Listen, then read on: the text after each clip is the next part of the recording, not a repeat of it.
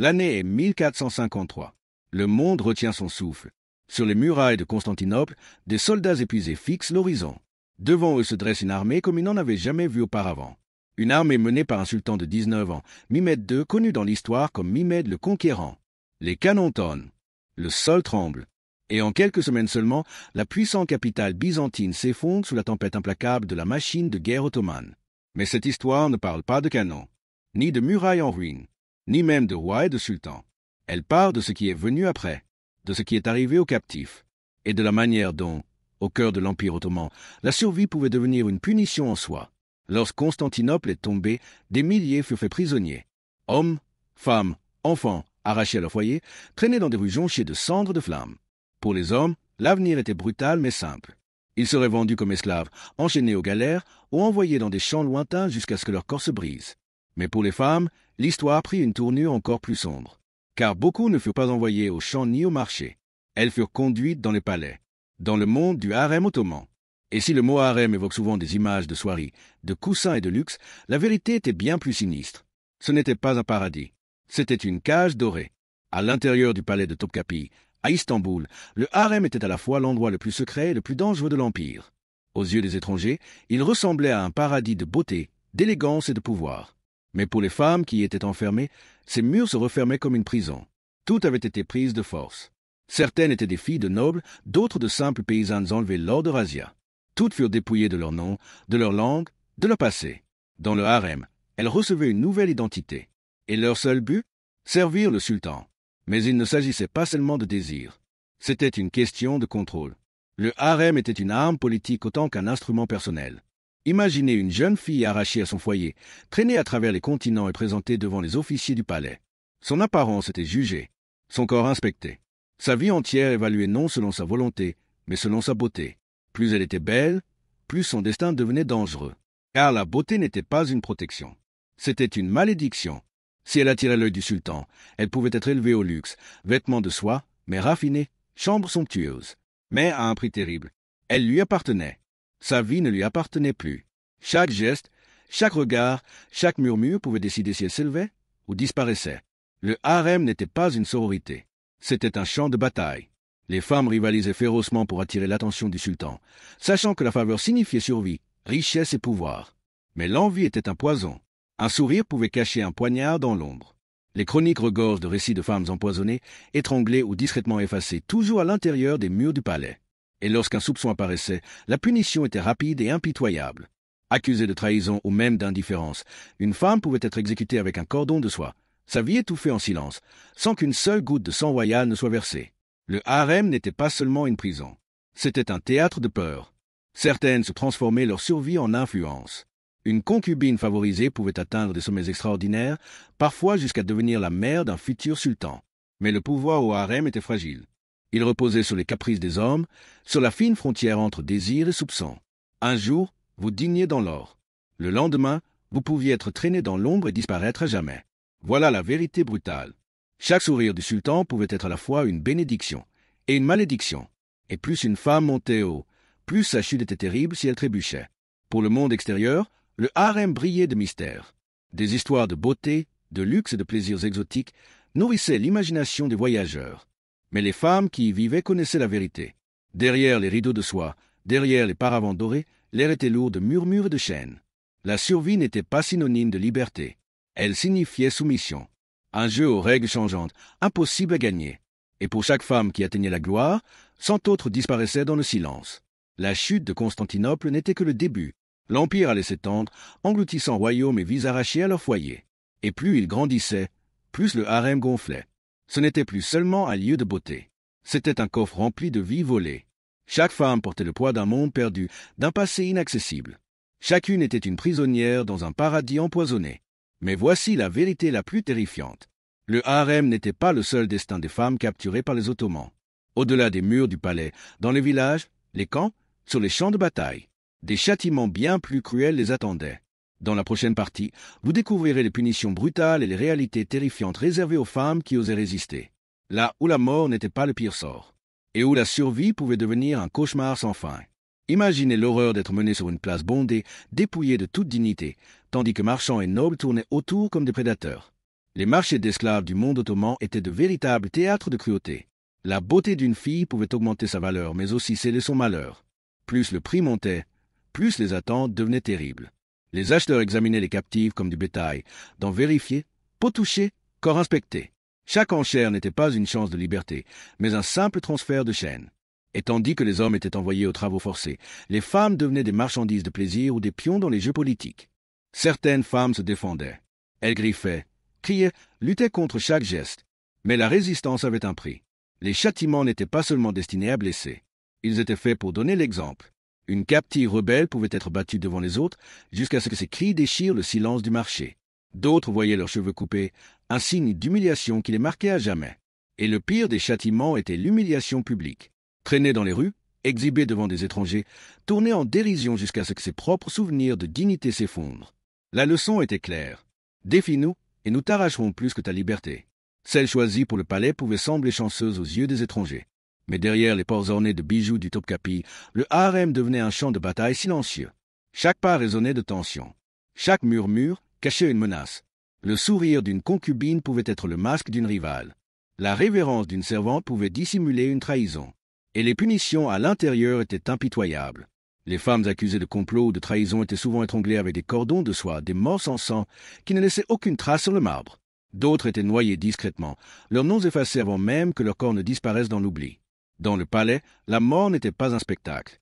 C'était une ombre rapide, silencieuse, inévitable. La beauté, encore une fois, était une arme à double tranchant. Une femme favorisée par le sultan pouvait atteindre de l'influence, contrôler les richesses, intrigues et même la succession royale. Mais la jalousie était un poison. Les rivales murmuraient des mensonges, semaient des rumeurs, alimentaient la suspicion. Une seule accusation pouvait transformer le luxe en désespoir. Un instant, elle était drapée de soie, mangeant dans des assiettes dorées. L'instant suivant, elle était entraînée dans l'ombre, étranglée, effacée de la mémoire. Dans le harem, la survie n'était jamais seulement une question de beauté. C'était une question de ruse. Et même la ruse n'était pas toujours suffisante. Au-delà des murs du palais, d'innombrables femmes connaissaient un destin plus discret, mais tout aussi brutal. Vendues comme domestiques, elles perdaient nom et identité. Elles travaillaient jusqu'à l'épuisement, invisibles aux yeux du monde. Leur vie ne s'achevait pas dans des exécutions dramatiques ou des intrigues de palais. Elles s'éteignaient dans le silence. Oubliées, sans visage, sans nom. Et peut-être que cet anonymat était le châtiment le plus cruel de tous. La punition n'était jamais aléatoire. C'était un outil, un message. Quand une femme défiait ses geôliers, elle était châtiée devant les autres. Un coup de fouet sur son dos n'était pas seulement pour elle, c'était pour toutes celles qui regardaient, tremblantes de peur. Parfois, le châtiment venait lentement. Nourriture refusée, eau interdite, épuisement jusqu'à l'effondrement. Les Ottomans n'avaient pas besoin de tuer ouvertement. Il leur suffisait de faire souhaiter la mort à leurs captives. L'un des châtiments les plus cruels était la séparation. Mères et enfants arrachés l'un à l'autre, vendus à des maîtres différents, condamnés à ne jamais se revoir. Les cris d'un enfant traîné au loin résonnaient plus fort que n'importe quel fouet. Et pour la mère abandonnée, le chagrin était sans fin. Chaque jour vécu, elle portait le poids de cette absence. Sa punition n'était pas seulement l'esclavage. C'était la mémoire, même celle qui survivait, même celle qui s'adaptait, n'échappait jamais vraiment. La captivité devenait une prison sans mur. Chaque geste surveillé, chaque mot pesé, chaque erreur punie. Et la vérité la plus déchirante, beaucoup de femmes finissaient par se perdre elles-mêmes. Leur langue, leurs coutumes, leur identité se dissolvaient, jusqu'à ce qu'il ne reste plus que l'obéissance. C'était la cruauté silencieuse de l'Empire brisait non seulement le corps, mais aussi l'âme. L'histoire de ces femmes n'est pas inscrite dans le marbre ni gravée dans les chroniques royales. Elle survit dans les murmures, dans les ombres, dans la mémoire des vies effacées. Mais la machine ottomane n'en avait pas fini. À mesure que l'Empire s'étendait, les châtiments devenaient plus inventifs, plus terrifiants, plus inimaginables. Et dans la prochaine partie, vous découvrirez comment les Ottomans ont transformé la survie elle-même en une punition, où la vie devenait une cage et où même l'espoir était dangereux. Mais tous les châtiments ne venaient pas avec des fouets ou des cordes. Certains venaient avec le silence. Les captifs étaient enfermés dans des chambres obscures pendant des jours, parfois des semaines. Aucun son, aucune lumière, seulement l'écho de leurs propres pensées. La faim rongeait leur ventre, la soif brûlait leur gorge. Et dans cette obscurité suffocante, l'esprit commençait à se briser. Certains sortaient détruits, incapables de parler, incapables de penser. D'autres ne sortaient jamais. Le silence, en vérité, pouvait être aussi mortel que l'acier. Les Ottomans étaient passés maîtres dans l'art de transformer la croyance en tourment. Pour les captifs dont la foi enseignait que la mutilation empêchait l'accès à l'au-delà, les punitions étaient calculées avec précision. Nez tranché, visage défiguré, corps brûlé jusqu'à être méconnaissable. Ce n'était pas seulement la chair qui était détruite, c'était l'espoir. L'espoir de la paix éternelle, arraché à chaque coup de lame. Imaginez voir votre proche défiguré, sachant que dans votre foi, son âme était perdue pour toujours. Les Ottomans n'avaient pas besoin de vous tuer pour vous briser. Ils pouvaient anéantir votre esprit à travers vos propres croyances. Certains châtiments s'étiraient lentement, sur d'interminables journées. Les captifs étaient entassés dans des enclos, privés presque totalement de nourriture et d'eau. Au début, ils imploraient pour quelques miettes. Puis, ils devenaient trop faibles pour implorer encore. Les gardes passaient devant eux avec leur repas, mangeant volontairement sous leurs yeux, chaque bouchée étant un poignard dans le ventre des affamés. Les jours se confondaient avec les nuits. Les voix s'éteignaient. Les corps s'effondraient là où ils se tenaient. Et lorsque la mort arrivait enfin, ce n'était pas rapide, c'était la lente désagrégation du corps, l'extinction graduelle de la volonté de vivre. Pour d'autres, le châtiment était le mouvement, une marche interminable à travers des terres arides. Pieds nus, sans repos, les captifs étaient poussés à travers les déserts brûlants et les steppes glaciales. Le soleil brûlait leur peau le jour, le froid gelait leurs os la nuit. Un par un, ils tombaient le long du chemin, leur corps laissé aux charognards. Et ceux qui survivaient, ils découvraient souvent qu'il n'y avait pas de fin. Car parfois, la marche elle-même était le châtiment. Le voyage n'avait pas pour but d'amener les captifs quelque part, mais de les briser avant même l'arrivée. Pour les Ottomans, l'humiliation était plus tranchante qu'une lame. Imaginez un commandant, autrefois craint et respecté, désormais forcé de s'agenouiller devant ses propres soldats. Les mains liées, le corps meurtri, la voix tremblante, contraint de livrer un message de reddition au nom de l'ennemi. Ces hommes regardaient. Leur fierté s'effondrait. Leur volonté se brisait. Et quand son utilité prenait fin, ils disparaissaient. Non pas dans la gloire, ni dans l'honneur, mais dans la honte. L'humiliation n'était pas qu'un châtiment. C'était une conquête, une manière de s'emparer non seulement de la terre, mais aussi de la dignité de ceux qui résistaient. L'un des châtiments les plus terrifiants était l'enterrement vivant, pas dans un cercueil sous terre, mais debout, le corps emprisonné, seule la tête dépassant. La victime restait piégée, impuissante, tandis que les heures se transformaient en jours. Le soleil brûlait, le vent coupait comme des lames, les insectes rampaient sur la peau. La soie fendait les lèvres jusqu'à ce que même les cris s'éteignent. Ce n'était pas seulement la mort, c'était une transformation. La victime devenait partie intégrante de la terre elle-même, un avertissement vivant gravé dans le paysage. Les Ottomans avaient perfectionné la cruauté en art. Chaque châtiment avait un sens. Chaque acte était conçu pour résonner, pour se propager au-delà de l'instant. Pour les captifs, la survie devenait un cauchemar quotidien. Un rappel constant que la liberté n'était pas seulement perdue, elle était effacée. Mais l'histoire ne s'arrête pas là, car les Ottomans ne se contentaient pas de punir les corps. Ils punissaient les cultures. Ils punissaient les identités. Ils punissaient la mémoire elle-même. Et dans la prochaine partie, vous verrez comment des villes entières et des traditions furent démantelées, pierre après pierre, voie après voie, jusqu'à ce que résister ne signifie plus combattre, mais disparaître. Ce qui rendait les châtiments ottomans si efficaces, c'était leur ordre. Ce n'étaient pas des éclats de cruauté aléatoires. C'étaient des actes méthodiques, calculés, délibérés. Chaque geste avait un sens. Dissuader la rébellion, exploiter la main-d'œuvre, remodeler des populations entières pour les rendre contrôlables. Ce n'était pas le chaos. C'était un système, une machine bâtie sur la peur. Une machine qui se renforçait à chaque conquête. Au cœur de cette machine se trouvaient le canin et les codes non écrits du pouvoir ottoman. La loyauté envers le sultan était absolue. La défiance signifiait la mort. Le vol signifiait la mort. La désobéissance, la mort. Pour les captifs, le destin n'avait rien à voir avec la justice. Tout dépendait de leur valeur. Si votre mort envoyait le bon message, vous mouriez sur le champ. Si votre vie pouvait servir l'Empire, vous étiez épargné, mais uniquement selon les conditions ottomanes. Tous les châtiments ne se terminaient pas par une exécution. Certains étaient conçus pour vous laisser vivre, mais jamais entiers. Tendons tranchés pour que vous ne puissiez plus marcher. Doigts coupés pour que vous ne puissiez plus travailler ni combattre. Visage marqué au fer pour que partout où vous alliez, on ne voit plus vous, mais votre défaite. Les fers brûlants gravés dans la chair des cicatrices qui criaient devant les foules. Celui-ci a défié les Ottomans. Voici son sort. Vous n'étiez pas simplement puni. Vous étiez transformé en avertissement vivant. Lors de l'invasion de la dynastie Jin, la ville de Qian tomba entre les mains ottomanes. La punition vint par étapes. Les artisans qualifiés furent épargnés, envoyés à l'Est pour servir l'Empire. Les fonctionnaires furent étranglés avec des cordes d'arc, des morts sans sang, cérémonielles et silencieuses. Et les autres, réduits au travail forcé, transportant des charges, construisant des engins de siège pour des guerres à venir. La ville ne fut pas seulement vaincue, elle fut réorganisée. ses habitants déplacés comme des pièces sur un échiquier, chacun contraint de servir la stratégie ottomane. En 1237, la ville de Ryazan osa résister, et pour cet acte de défiance, elle disparut. La cité fut incendiée, ses églises détruites, son peuple massacré. Les survivants enchaînés, traînés vers l'est, forcés de combattre pour l'Empire qui venait d'effacer leur foyer. D'autres ne furent jamais revus, dispersés à travers les territoires ottomans comme des cendres portées par le vent. Ryazan ne fut pas seulement écrasée, elle fut effacée de la mémoire. Se rendre n'était pas toujours synonyme de salut. Parfois, ce n'était qu'une étape supplémentaire vers le châtiment. Une ville qui avait résisté pouvait être détruite même après avoir capitulé. Ses chefs parfois épargnés, seulement pour être contraints de regarder leur peuple massacré. D'autres fois, seuls les utiles étaient sauvés. Les marchands, les artisans, les guérisseurs, paysans, soldats, ouvriers, écartés, car jugés sans valeur.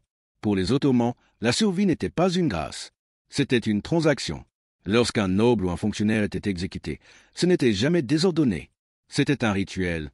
Le condamné s'agenouillait devant des généraux, parfois devant le sultan lui-même. Sa sentence était prononcée, son destin scellé.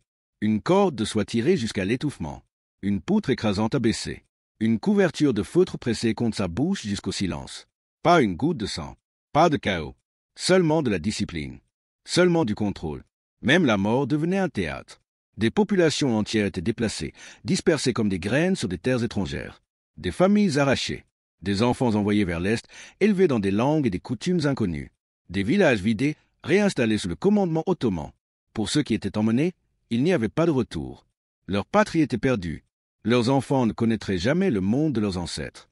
La punition ne visait pas seulement les vivants. Elle visait leur lignée, leurs descendants condamnés à vivre à jamais sous l'ombre ottomane. Rarement les Ottomans avaient besoin de punir 2 fois la même ville. Une fois leur colère révélée, la mémoire faisait le reste. Les survivants transportaient les récits plus loin que les armées ne pouvaient chevaucher. Les femmes enlevées, les nobles étranglés avec de la soie, les familles dispersées à jamais. Les murmures devenaient des avertissements. Les avertissements, des redditions. Lorsque les bannières ottomanes apparaissaient à l'horizon, de nombreuses cités déposaient les armes sans combattre. Les châtiments avaient accompli leur œuvre bien avant la première flèche décochée. Voilà le véritable génie et la véritable horreur du pouvoir ottoman. Ils n'avaient pas seulement construit un empire de pierre et d'acier. Ils avaient construit un empire dans les esprits.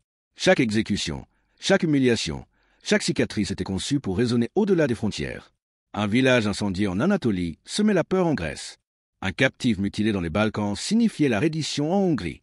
La peur voyageait plus vite que les soldats, moins coûteuse que l'acier, plus meurtrière que n'importe quel canon. Et pour les Ottomans, cette peur était l'arme la plus tranchante de toutes. Sous la domination ottomane, la survie n'était jamais le fruit du hasard. Elle était calculée. Un artisan pouvait être épargné parce que ses mains pouvaient construire. Un soldat réduit en esclavage parce que sa force pouvait servir. Un noble exécuté parce que sa mort envoyait un message. Un paysan écarté parce que sa vie ne signifiait rien pour l'Empire. Chacun avait une place. Et si vous n'y entriez pas, vous étiez effacé. Vous n'étiez pas une personne. Vous étiez un outil.